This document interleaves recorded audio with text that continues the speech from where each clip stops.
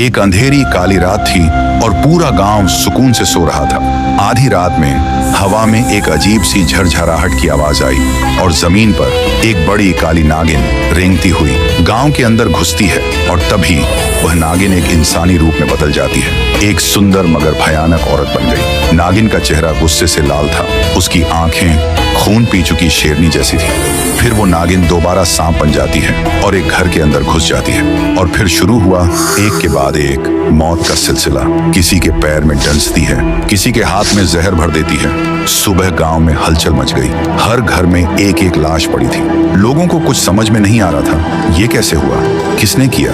तभी गांव में एक आदमी आता है, नाम था सपोरी बाबा।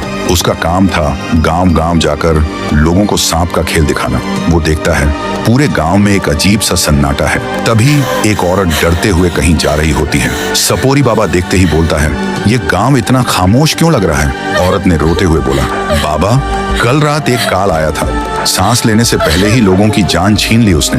फिर सपोरी बाबा एक लाश के पास जाते हैं। वो देखते ही समझ जाते हैं और बोलते हैं, ये किसी नागिन के डसने का निशान है, लेकिन पूरे गांव के लोगों को काटना, जरूर इसके पीछे कोई मकसद होगा।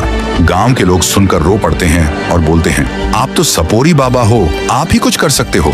फिर रात के अंधेरे में बाबा एक बीन बजाते बजाते आते हैं और गांव के बीचों बीच खड़े हो जाते हैं। और तभी बीन की आवाज सुनते ही नागिन वापस आती है और इंसानी रूप धारण करती है और गुस्से से चिल्लाती है, बंद कर बीन बजाना, नहीं तो मैं तुझे जिंदा चबा जाऊंगी।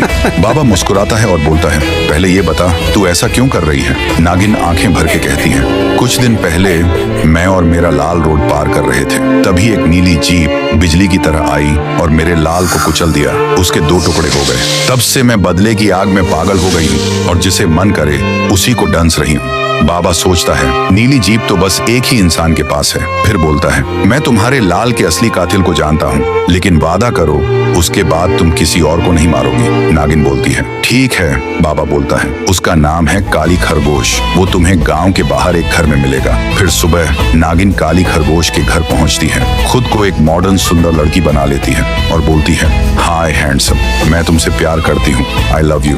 काली खरगोश का दिमाग हिल जाता है और बोलता है, मैं भी तुमसे प्यार करता हूँ बेबी। फिर दोनों रूम के अंदर चले जाते हैं। काली खरगोश शर्ट उतार के बोलता है, देखो बेबी, 6 पैक।